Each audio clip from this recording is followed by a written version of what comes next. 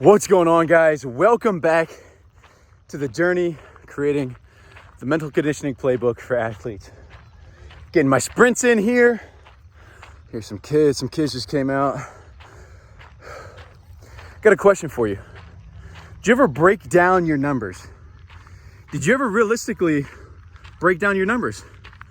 In business, you're always breaking down your numbers. You got to know your numbers. Not in a business aspect here, but for an athlete, you ever break down your numbers? Say, okay, how many times a week do you practice?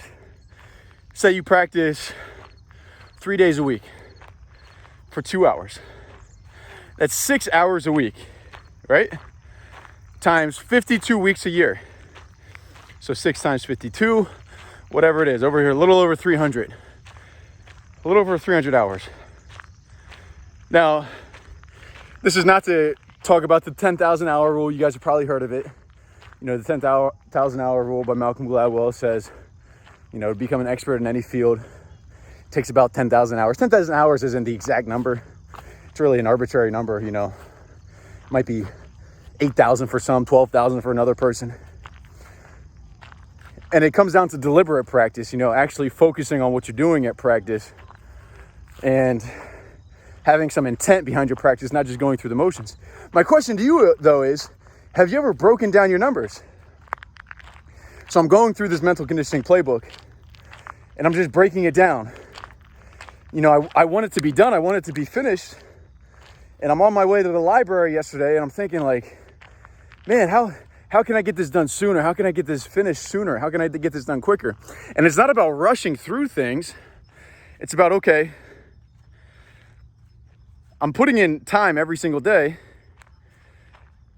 you know, trying to walk in the grass here because I know there's some crunching on video and there's a trash can. I'm going to the library and I'm trying to break down my numbers, and it's like, at 10,000 hours, it's not going to take 10,000 hours to write a book or to write a little playbook. It's not even a, you know, 200-page book. It's going to be like 60 to 80 pages. The point being, I need to break down my numbers to understand, okay, 2 hours a day times 7 days a week gives me 14 hours a week. Is that the number I need to be putting in for this specific task, for this specific book? And for you as an athlete, are you putting in the numbers? You know, writing the book isn't the only thing I do, right? You know, coaching calls, answering messages online, setting things up on the business side. So there's a lot more that, you know, I'm putting into the business side of it. But the question to you is, in your sport, simplifying things just for you in your sport, what are your numbers? What do your numbers look like? Do you practice 3 times a week for 2 hours? See, if you're doing that, that's not enough. 300 hours a year, it'll take you way too long to get to 10,000 hours or somewhere near that 10,000 hour number. However, all of a sudden you make it 2 hours every single day, and then maybe you add in an hour session in the morning or an hour session at night. So you go from 3 days, 2 hours a week or 2 hours a day, that gives you 6 hours a week. Imagine if you switch that to 2 hours a day, 7 days a week, or even 6 days a week. You're making twice the progress that you were making previously.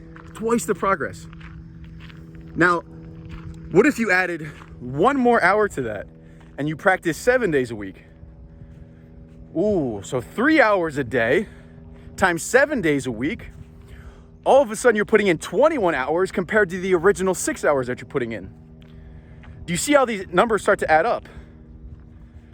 Then when you're thinking about your competition, maybe your competition's putting in, let's say, you know, 6 hours a week.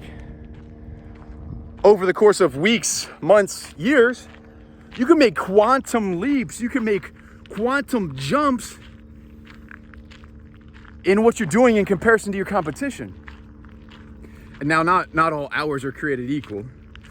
There's gonna be some critics that say, oh, well, you know, 1 hour for me is twice as productive as 2 hours for another person. Yeah, you know, you can make that argument, sure. What I'm talking about here is knowing your numbers. And if you do it over a consistent period of time, that's why at younger levels,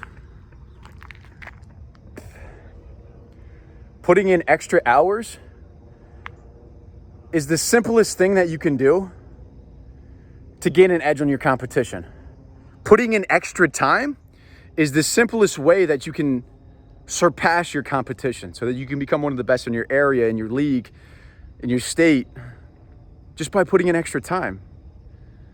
And then it gets more complex where, you know, it's the quality of time that you're putting in, it's what you're doing on the mental side, it's what you're doing with your technical coach. Is your technical coach one of the best, or are they just average? So there's a lot more variables that go into it. There's a lot of high school athletes that separate themselves purely on time, purely on putting in more time than the other person. Because at the high school level, a lot of kids are lazy. I'll straight up say it. They're lazy. They don't want to put in the time, or they're not motivated. So the kids that are motivated, the kids that do put in the time, make leaps and bounds ahead of them. And then at the collegiate level, the work ethic isn't quite the same for everyone. There's still some lazy kids that scooted through on talent, or, you know, that maybe they were a little bit more motivated in high school and they fall into the college life. But at the collegiate level, the time aspect becomes a little bit closer. Obviously, there's the kids that work harder and the kids that don't work as hard. And they're still separating themselves just simply with time. But then it comes a little bit more complex in a sense that you need to separate yourself with the technical aspect and with the mental aspect. Because simply putting in more time doesn't always necessarily translate into results. So you can put in more time and you can still improve yourself, but you can also start ingraining bad habits. See, at lower levels, it's easy to separate yourself just by simply putting in time, being a little bit more refined in that aspect. As you get to a higher level, it's about being more deliberate with your time, being more specific with your time, getting more out of that time, making your time more valuable. Then at the professional level, everyone's putting in a lot of work, and still there's people that separate themselves, there's athletes that separate themselves by putting in more work than others. You know, Kobe Bryant's a perfect example, right? Working out before all of the other guys got there, staying later than everyone else. That's still an important factor. That's still a critical factor. I'm on my bike. I'm about to ride home. I live, probably less than a mile from here. So breaking down your numbers, even at the professional level, yes, you can put in more time and you can separate yourself with time. It's just a matter of you got to be a little bit more deliberate the higher level you play at. But the basic question is, do you know your numbers, and are you putting in the time to separate yourself from your competition? Because you don't even have the discussion, you don't even have the chance, you don't even have the opportunity to say, okay, I need to be more deliberate with my time, I need to be more efficient with my time, if you're not putting in enough time. If you're doing the bare minimum, if you're that guy that's putting in 2 hours, 3 days a week, 6 hours a week, it's not getting it done. I don't care what profession, what sport, what area of expertise you're in, it's not getting it done. 6 hours a week to get to 10,000 hours, you might be dead before it happens. So you got to know your numbers and work your numbers backwards. Maybe start with your week. Maybe don't start at that 10,000 hour mark. Maybe start with your week. Do you think you're putting in enough time in a week? And how can you separate yourself from your competition? Where can you buy an extra hour a day or an extra 30 minutes a day? Because over time, those little increments add up and they make a difference. So anyways, hope everyone's doing well. Hope everyone's having an excellent day.